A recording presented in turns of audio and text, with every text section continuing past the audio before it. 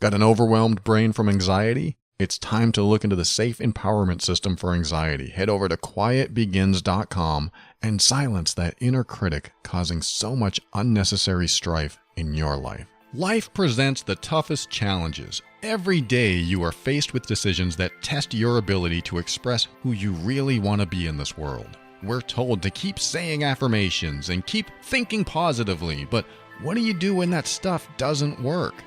Welcome to the Overwhelmed Brain, where you'll learn to make decisions that are right for you so that you can create the life you want now.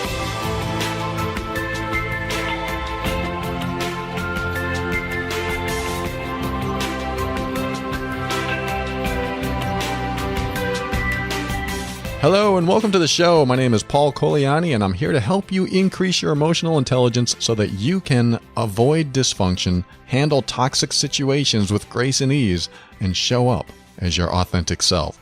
Everything I talk about on the show is my personal opinion and is meant for informational and educational purposes only.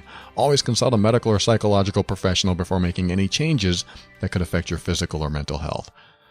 And we want to avoid dysfunction, at least that's one of the goals. That's one of my goals, is to avoid dysfunction. And I look at dysfunction as the idea of not being functional. It's the concept of not being able to function in a, quote, normal or healthy capacity. And, what is normal? What is healthy? Well, the way I look at normal or healthy is, does it serve you and does it not harm people? And if you can do behavior that serves you, and we can talk about that in a moment, and it doesn't hurt other people, I think you're living a pretty good life. I'm not saying that that is the totality of it. I'm saying that, you can get through life in a fulfilling way by doing things that serve you and that don't hurt others. Now, this doesn't mean that you should be a doormat if you don't hurt someone, that they are allowed to hurt you or violate your boundaries or your values.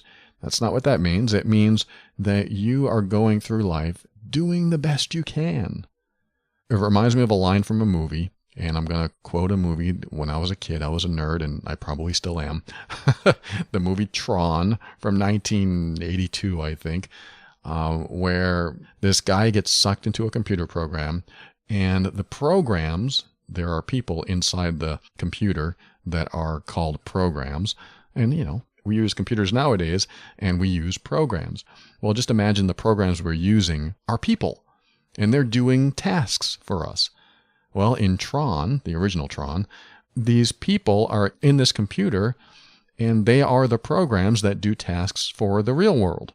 So this human gets sucked into a computer, and these programs, the people inside the computer, see this guy, and they find out that he's a user. He's one of us in the real world, a user of computers. And they look at users as, the creator. They're the creators. They made the programs. And so one of the programs said, well, if you're a user, you must have a plan. You must know what your next steps are. And Kevin Flynn, the character in the movie, you can tell how much I've watched this as a kid, he said, well, not really. I don't have a plan. I'm just trying to figure it out as I go along, just like everyone else. And the program's expression was like, oh, I thought you'd know. I thought you'd have a plan. I was looking forward to someone leading the way here and beating the antagonist in the movie. Well, anyway, the reason I brought that up is because I think that's what we do in the world. We do the best we can. Some of us will go, hey, look at that religion. I'm going to follow that religion, and I'm going to meet with people that also follow that religion, and I feel like I have purpose and meaning. Or they'll say, hey, look at that philosophical circle. I'm going to follow that. Hey, look at that podcast. I like that host. I like what he or she believes. Hey, look at that book. Hey, whatever. And we find things and people that we appreciate how they're living their lives, or how that organization is structured and what their beliefs are. And we feel like we are following a system of guidelines so that we can feel guided through life in some way, because it does feel like we were just plopped on this planet and someone said, go figure it out. You may not have that belief, but that's how I see it. Like, okay, here you go figure it out. And, that happens usually after we leave home, after we've graduated high school and either we're off to college or off to work, or maybe we didn't even graduate high school. I mean, there are people with all kinds of walks of life that are doing their thing, just trying their best, trying to figure it out. And so we become adults in this world and we go learn our lessons, and some lessons are taught to us before they happen, and some lessons we learn through the difficulties, through the challenges. And some of those lessons come very early on in life. Some of those lessons come from an upbringing that creates dysfunction in us. It's when we're young and we're in a bad situation, or it may not even be bad. It could just be a behavior or belief that we developed as a young child that we took into the adult world and continued to use behavior that once worked for us that doesn't work in the adult world anymore. We go into the adult world and we're around other people, both children and adults, and we are still doing behavior that we did when we were 6. Except it's a little modified. We've adapted, we've changed, we've morphed, but we end up doing things that were very similar to when we were 6. Just like seeing an adult have a temper tantrum and start crying, at the checkout line or something, or, anywhere. We see someone just lose it, or get angry and punch someone out, or just yell at the top of their lungs. How can we not equate that to a child's temper tantrum? I'm not saying that you're an immature child if you've ever done this. I think we've all had some sort of outburst at one time or another. But it can be equated to a child's temper tantrum, because that's when we learned how to do it.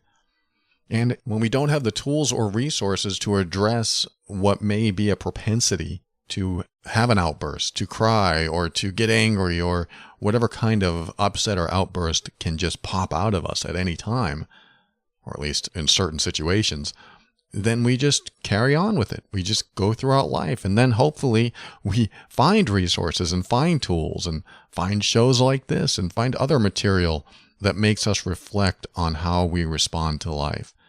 That's why we hear meditation is so good. Meditation can help center us, can help ground us, can help reflect on our own behavior, can help reflect on our own thoughts.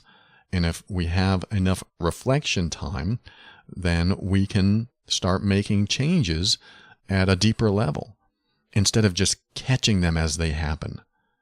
Because that's what we sometimes tend to do, because we don't have time. We don't have time to meditate all the time. We don't have time to sit in silence and explore ourselves, because we're trying to make money. We're trying to raise families. We're trying to mow the lawn every week. There's a lot of stuff we have to do.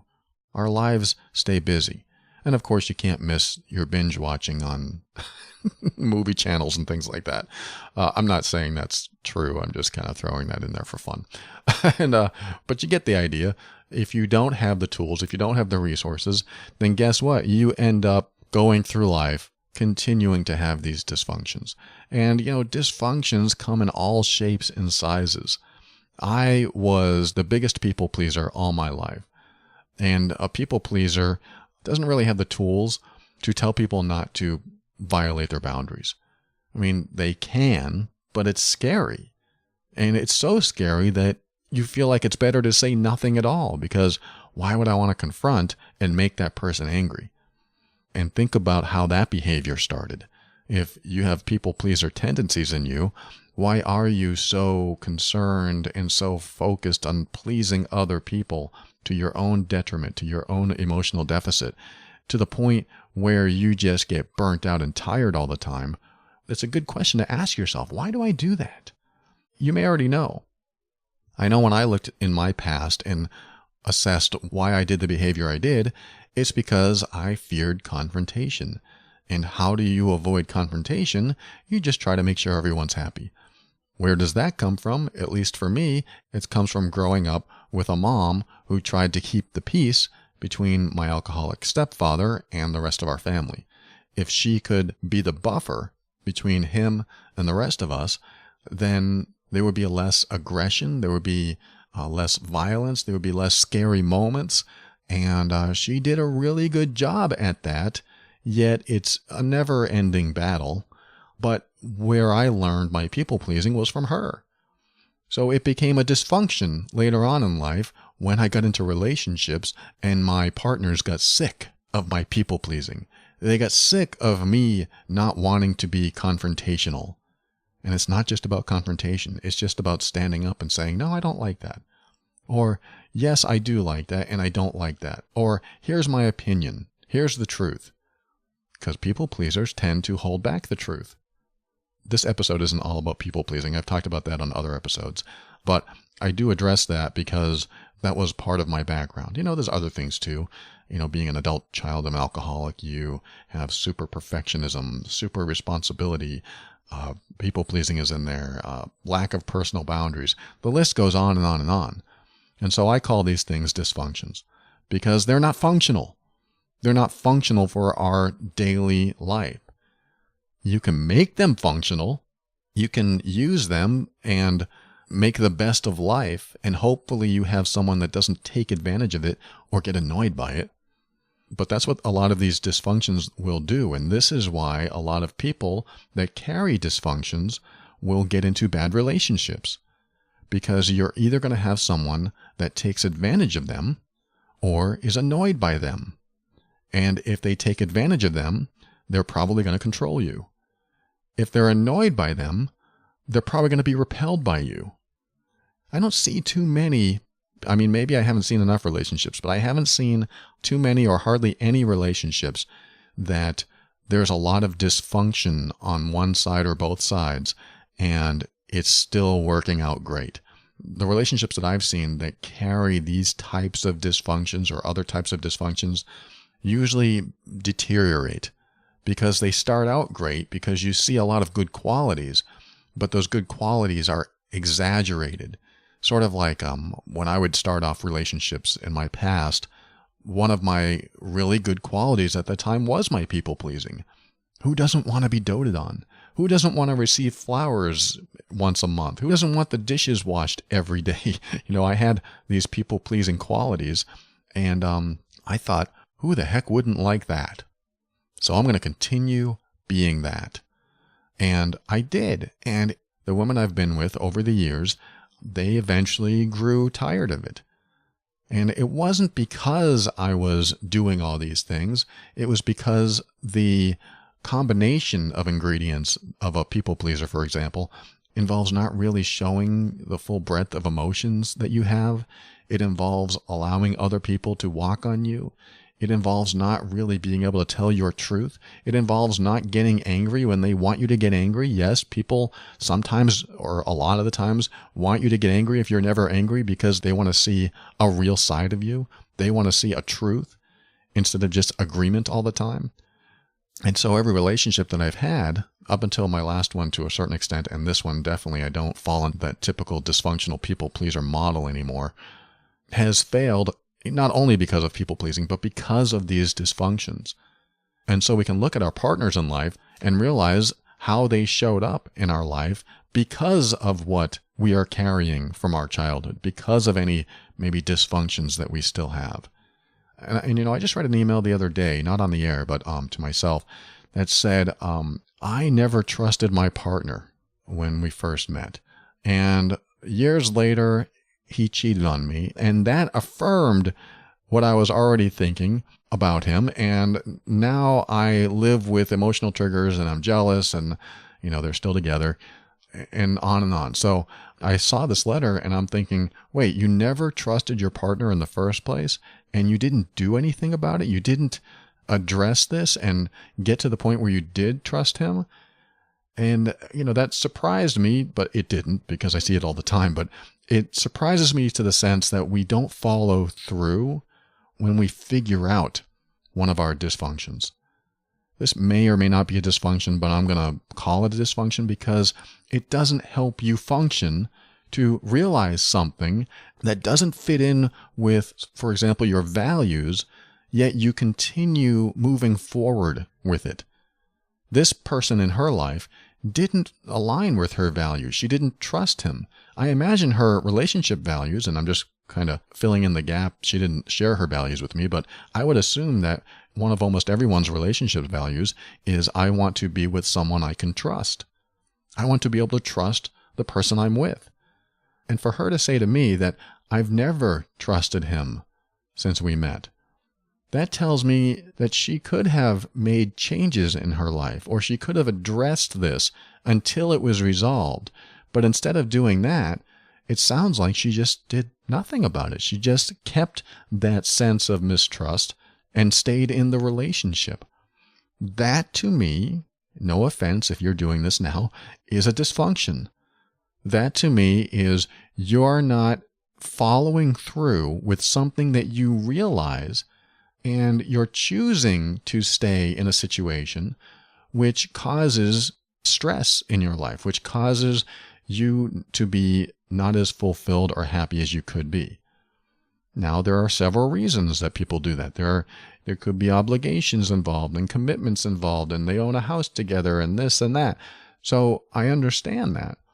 But at what point do you start making changes for your own fulfillment where you become self-honoring so that you can show up differently in the world? Because if you're not in a relationship that you can fully trust, you're not showing up as your full self. You're not aligned with your values.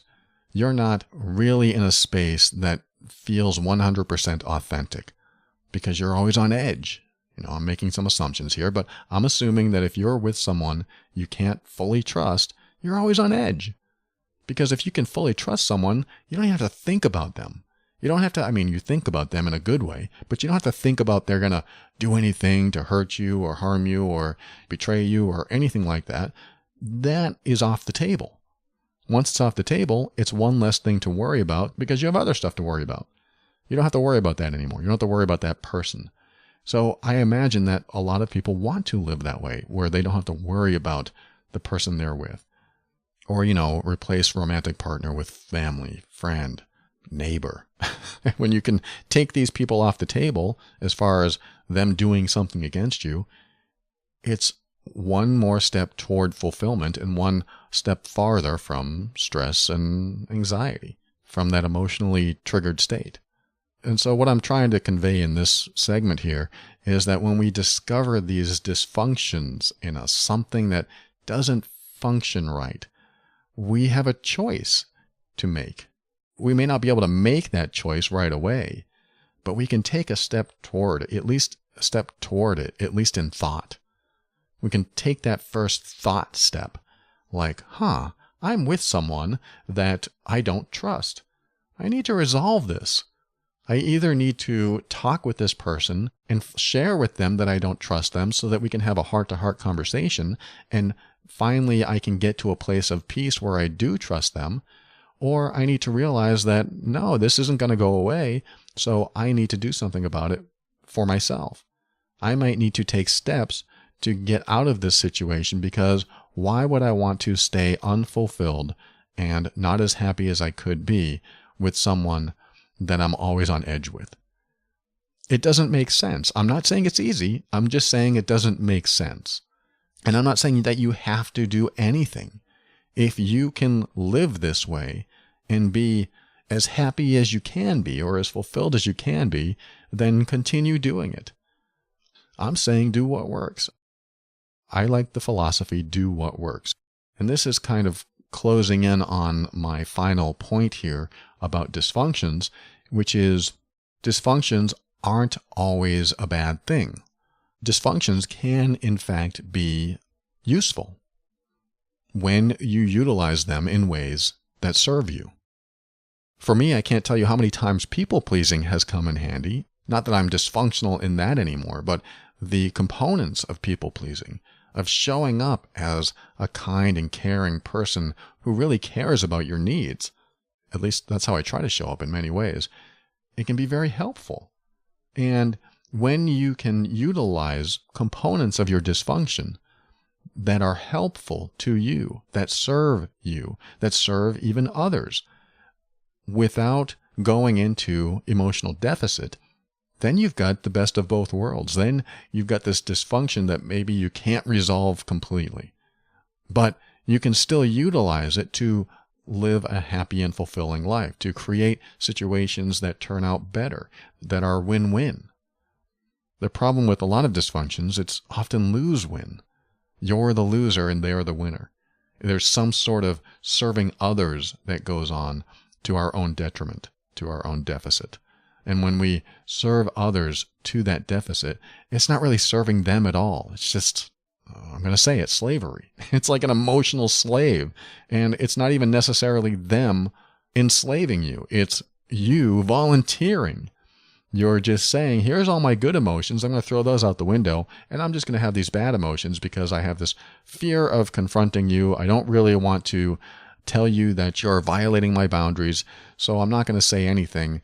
And I'm going to swallow my anger and hope that it just ends soon. Hope that you just stop doing it. And then we walk away with that repressed negative energy and it blows up somewhere else. Maybe we have a temper tantrum, what I was saying earlier. And like I was saying, the dysfunctions can be okay as long as you don't take an emotional hit and become in deficit.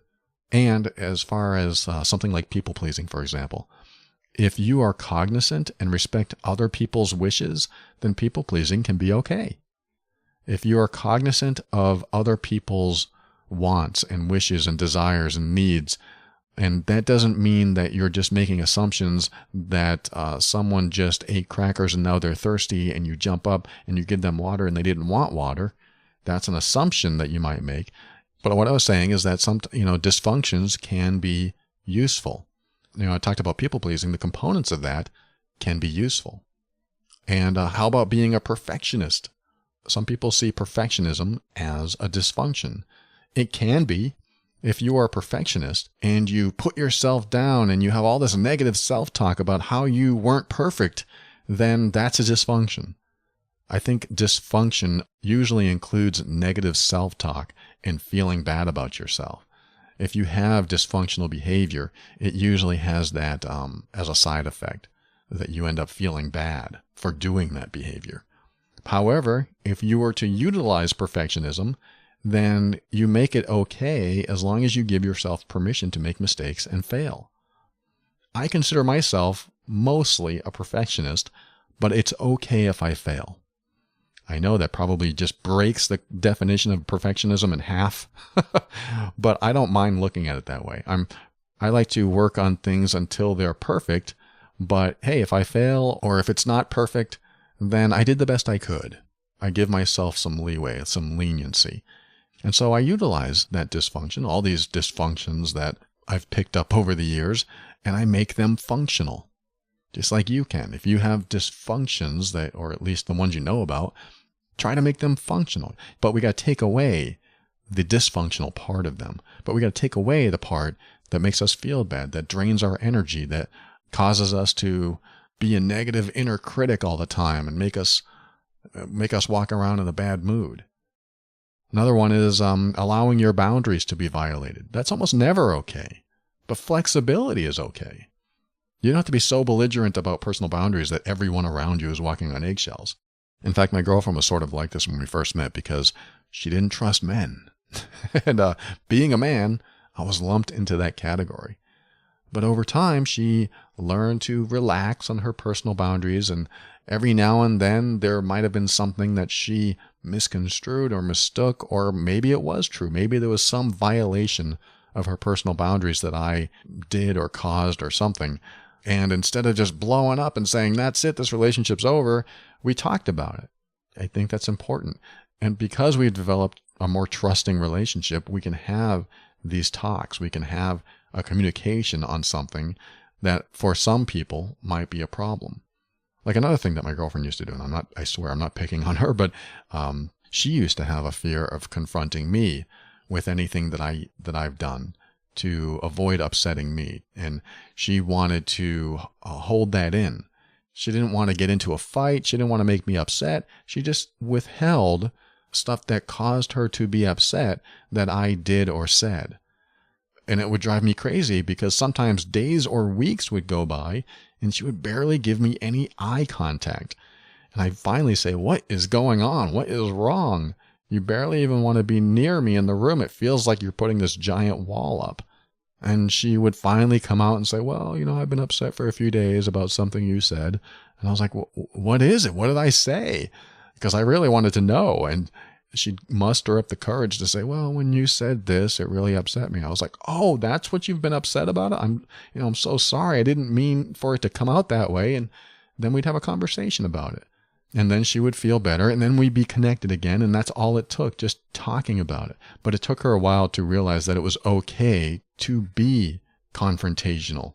It was okay to be truthful. Because I would rather be with someone who gives me a harsh truth than someone who withholds a truth and never wants to connect with me. I'd rather get it over with fast than deal with the trauma of days without connection. I mean, I'm being a little dramatic there, but you get what I mean. And so, like I said, dysfunction has a function. We just have to learn to utilize the functions of our dysfunction and try to do our best to get rid of the dysfunctional parts of it. The parts that make us feel bad, the parts that drain us, the parts that give us stress. And this also gives us permission to be human, to be imperfect, to not have to worry about completely eradicating something that might be considered dysfunctional. Because sometimes it's hard to do. Sometimes it's hard to get rid of a personality characteristic or quirk. And so we have to try to do our best. And sometimes our best is the best we can do. And thankfully, no one's perfect. So it's so much more easy to be imperfect like the rest of the population. And the people that you think are perfect, don't let them fool you. We'll be right back.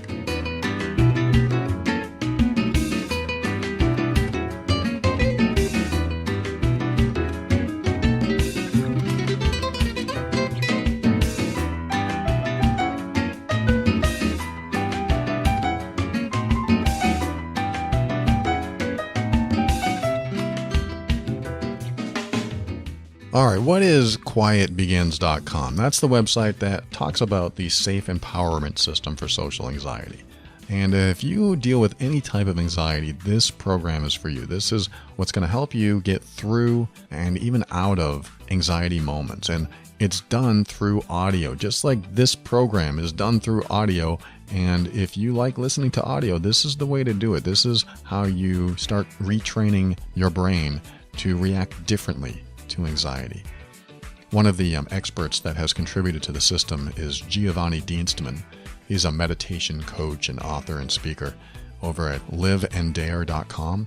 And I was thrilled to get him on the product because he has a meditation that he walks you through when you're starting to experience anxiety to help you get out of it. And one of the things that people ask me is this whole program meditation? And the answer is absolutely not. Anxiety is tackled from many different angles using different methods.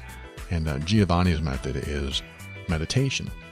But, we also have like a self-worth coach on there, an expert on social influence and interpersonal dynamics, and a couple anxiety coaches in there.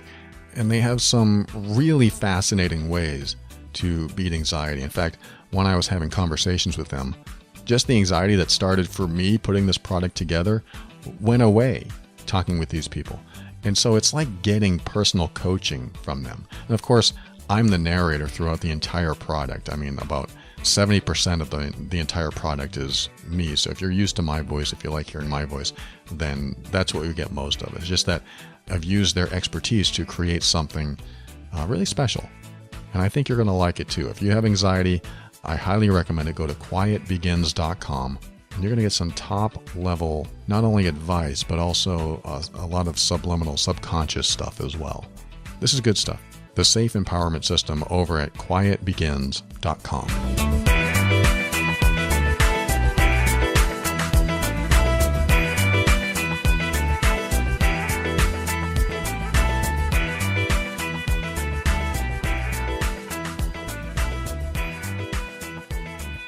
Welcome back. We're going to turn a different direction here, and I'm going to read you a quick email and reply to it on the air, because this person has written, apparently, I don't know if he's written a review and he didn't see the review, but he said Hi, Paul. I've tried to reach out to you through your 2 podcasts. The other one's Love and Abuse.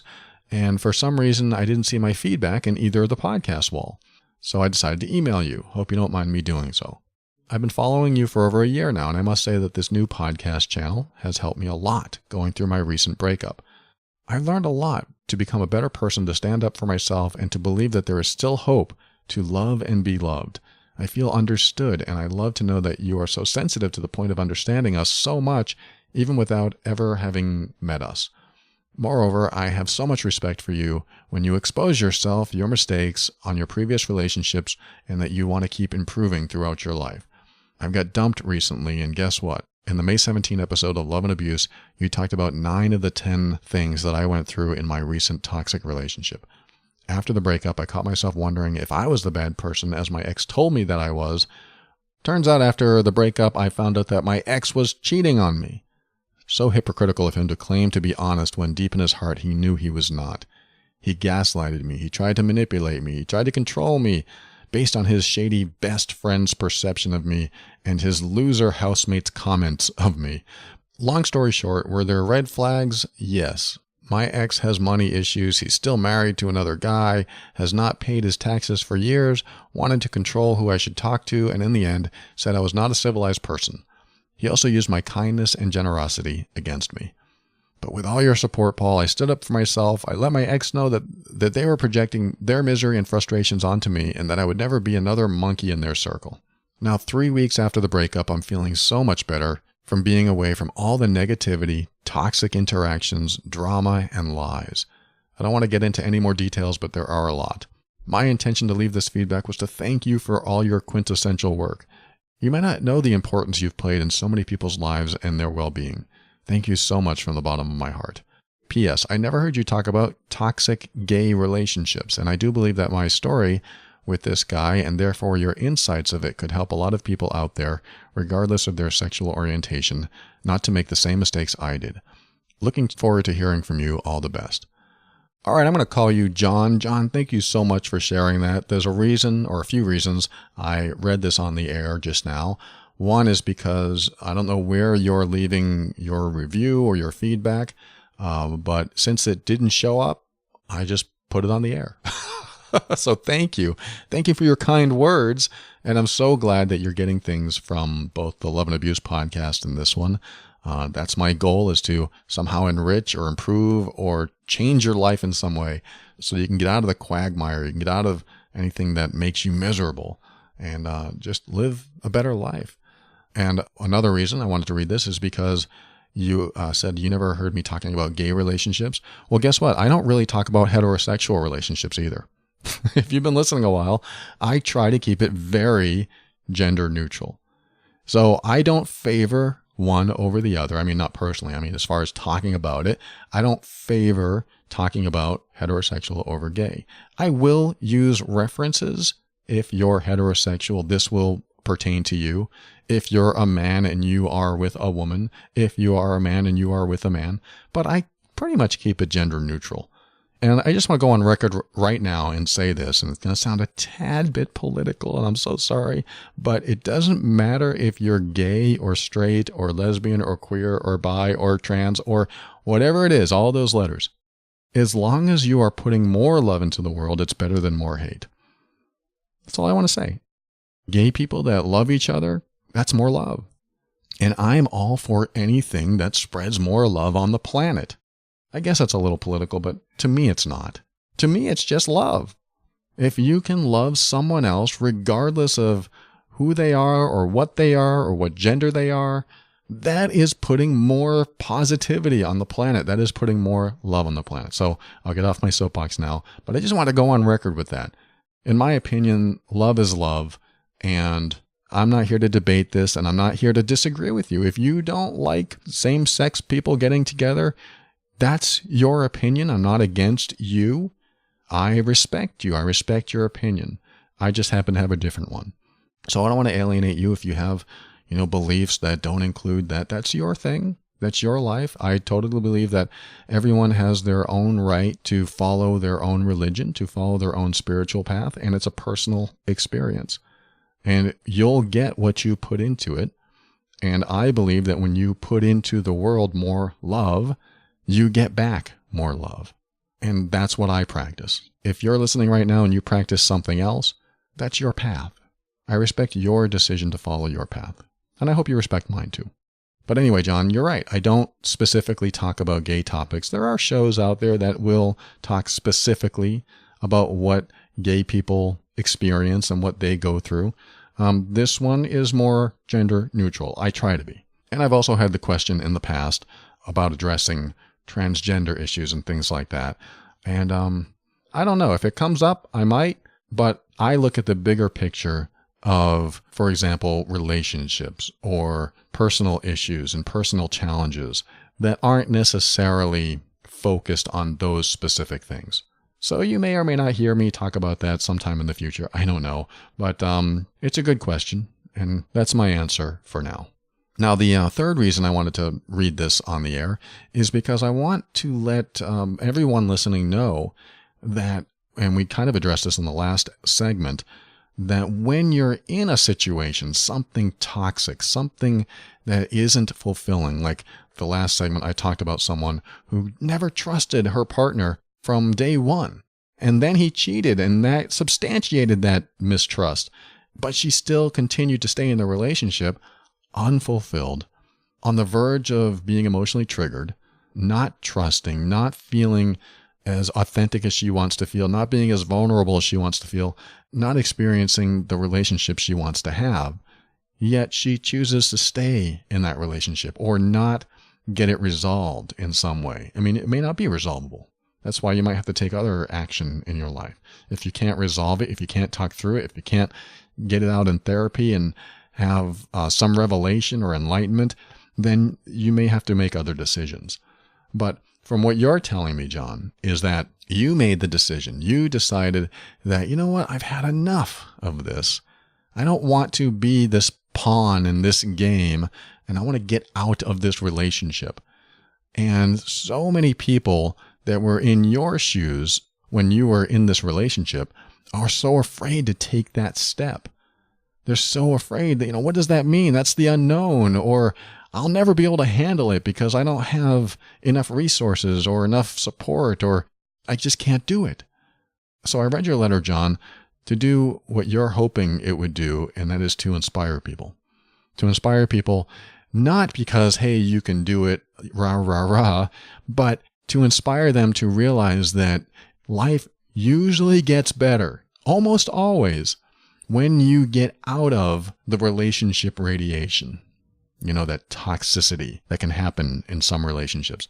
It's so toxic that you're getting burned every day that just stepping out of it and being away from it for a while starts to defog your brain, starts to clear things up for you, starts to get you out of the emotional swill that you've been in. Once you're out of that negativity, you start thinking more clearly and you start realizing, wait, why didn't I do this earlier? I hear this all the time. And I'm not saying, hey, you need to get a divorce. Hey, you need to separate. I'm not saying that at all. I'm saying that sometimes you need to figure out what you are really thinking without someone else's influence. And sometimes you do need to break up. Sometimes you do need to get a divorce. Sometimes that stuff needs to happen if you're in a bad enough situation and you just can't live your life authentically without emotional triggers because the other person is toxic in some way or can't be trusted in some way. Whatever. You need to assess these things as you go. But I wanted to read this, John, because you did it. You got out, and it sounds like you're getting happier by the week, which is fantastic. I'm very happy for you. And this, along with so many other emails that I get that say, I got out of this relationship and now I am happier. Now I am finally getting back on my feet. Now I don't feel like a shell of my former self because I'm starting to become more fulfilled, because I'm not put down all the time, because I'm not made to feel guilty, because I'm not told I'm a bad person, on and on and on. And even when the other person still shows up in a toxic way after the breakup, at least you get to go back to your own space, your own place, and be with yourself, which is sometimes so much more fulfilling than being with someone who is corrupting that sense of self you have. So this message isn't for everyone. Some people are in great relationships. I want you to keep those great relationships going if you can. But if you're in a questionable relationship, then, you got to start having these hard conversations where you talk about stuff and try to get it out in the open, try to get it on the table. And if it's just too toxic, you've tried everything, you start making the first plans in your head about what you want to do next. And get a support system around you. I just made an episode on isolation in the Love and Abuse podcast. Don't let yourself become isolated. Don't put yourself in that space where there's no one to help you and you're in a bad situation. Now what do you do? I know you can't always tell if the situation's going to get bad, but you just want to try to be aware, try to pace things so that you aren't stepping off the cliff without a parachute and without the ability to build the wings on the way down. Sometimes you're just falling and falling and falling, and it's stressful. It's terrible. I hope it's not terrible for you. I hope, like John, thank you so much for emailing me. I hope that if you're in a bad situation, that you can get out of that bad situation or resolve that bad situation, just like John has. And if you're in a good situation, then there's something to be grateful for. There's something to appreciate. There's something that you can feel appreciative of the moment, of the time that you're experiencing, of the peace in your head. I think that's a common goal, right? Just having some sense of peace in our lives. If it's not your goal, then whatever fulfills you, whatever makes you happy, whatever puts you on the path to creating the life you want. Thanks so much for joining me today. We'll be right back. I'll say some goodbyes and my final words after this.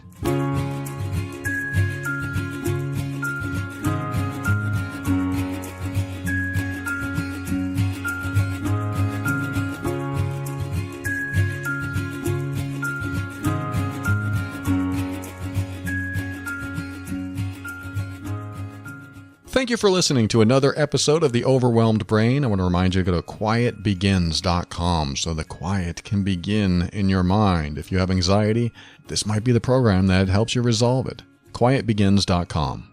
And I mentioned the Love and Abuse podcast a couple times today. You can find that over at loveandabuse.com. And of course, your favorite podcast player should have it. If it doesn't, the website will have it as well. But go ahead and subscribe to that show if you want to learn more about poisonous communication and the toxic behavior of others. It gives you clarity. It helps you understand abusive or manipulative behavior. And sometimes you just need to know so that you don't get caught off guard. Loveandabuse.com. And I want to thank the members of the Patron program for supporting the show. They are the backbone. They keep this show going. If you are getting value from this show and you want to show your support, go to patron.theoverwhelmedbrain.com. Thank you, existing patron members. I appreciate you. And finally, I'd like to thank Kevin MacLeod of Incompetech.com for some of the music transitions in The Overwhelmed Brain. And I just received an email as I was recording this that was very related to that last segment of someone leaving a very dysfunctional or toxic marriage. This person wrote, I listened to your podcast for about a year now, and I have gained so much insight and growth as a result. I think the other person listened for about a year too. And episode 265 has a section about emotional abuse. I'm in the process of divorcing my husband of a marriage that has lasted over 2 decades because of his verbal, emotional, spiritual, and other types of abuse. Spiritual abuse would be a good topic for me to touch on one day. And that is when someone uses religion or spiritual principles against someone else to make them feel guilty, to preach, to be righteous. And there's all kinds of aspects of spiritual abuse that can take place. And it's an important topic, so thank you for bringing this up. But she goes on to say, one of the things that you said in that episode was such an aha moment for me. You said that when we don't set boundaries or consequences or don't speak up, we can actually be the enablers to the people who are exhibiting abusive behavior. Thank you for helping me see this truth in my own relationship. I'm hopeful that after so many years of abuse, dissolving this marriage will help my husband and myself grow toward healthier, happier futures. Paul, you are amazing. Cue the angels singing. Ah! She says, bless you. Thank you so much for this email. It's perfect timing for this show. And it's right on target with the topic I was talking about today. And yes, that one point, if it's not enough to help you see that leaving an abusive person or someone that's displaying toxic behavior can sometimes be the resolve that they need so they stop being toxic. It can be a gift to a person that finds it easy to be abusive or mean or toxic in any way toward you, because you can be the stimulus for them. You can be their drug, and they want more of it. And the way you show up, even if all of it is good, even if you are compassionate and kind and caring, the way you show up can be the catalyst. It can be the other half of the formula that creates the dysfunction. That doesn't mean you're to blame. It just means you are a stimulus of some sort that without you, they may not be able to do that abusive behavior. So what you're doing is giving that person an opportunity to change. And it's so hard for some abusive people to change because they still have the stimulus in front of them. And that's why I say it can be a gift that you give to a dysfunctional, toxic, abusive, or whatever person, that leaving or separating or providing accountability or a big consequence to their behavior can be a gift. It's a gift of an opportunity to change their behavior. Not everyone will do it, but I speak from personal experience here. When my wife wanted a divorce, it was the biggest gift she could have given me. It was the last thing I wanted. It was painful, but it was a huge gift because it finally made me realize that there's accountability for my behavior, that there are consequences for not addressing what's going on inside of me. There are consequences for making her feel bad about herself. And finally, I was able to access that empathy that I hadn't been accessing, access realizations about how I've been treating her. And those realizations would never have come otherwise, because we had gone to therapy, we had talked each other's ears off, we had gone through every conversation you could have, all the hard stuff, and I was still toxic for her. I was toxic for us. And I am so grateful that she dumped me. It sounds awful, but I look at this in hindsight and I'm out of the grieving period now. I am so grateful because it made me realize that something needed to change in me. Something needed to heal, or many things needed to heal. And just like this person wrote in her email, she says, "I'm hopeful that after so many years of abuse, dissolving the marriage will help my husband and myself grow toward better, happier futures." It's true. It's going to at least be an option where it may not have been before. Having the option gives someone an opportunity, where not having the option doesn't give them any incentive to change. So, good for you. I am very proud of you. Not that you need to hear that from me. I just wanted to say that I am so happy to hear that you are on a better path, even though I know that this is probably very painful. So there's a bittersweetness here, I'm sure. But yes, this is the gift that you can give to people, because sometimes you show up in a way that causes them to show up in a way that is not healthy, not helpful, and to remove that stimulus, sometimes you being the only stimulus, it might just be enough to help them along in life to make different decisions. It's a deep topic. We've talked about it before, and I know there's more to talk about there, but thank you so much for bringing that up. Thank you for writing in, and I appreciate you. And no matter where you are in life, no matter what kind of relationship you have in life, I hope it's a great one. Or if you're not in a relationship, like my last newsletter said, hey, you might be in a relationship, you might not be in a relationship, but either way, here's some information that might help. And some people are in relationships for years, and some people haven't been in a relationship for years. And then there are others that wish that their relationship ended years ago. No matter where you are on that spectrum of relationships, and no matter what you want in the area of relationships, or if you don't want a relationship, just keep an open mind. That way you will be empowered to make decisions that are right for you. I want you to be able to create the life you want. So always take steps to grow and evolve. You are powerful beyond measure. And above all, and this is something I absolutely know to be true about you, you are amazing.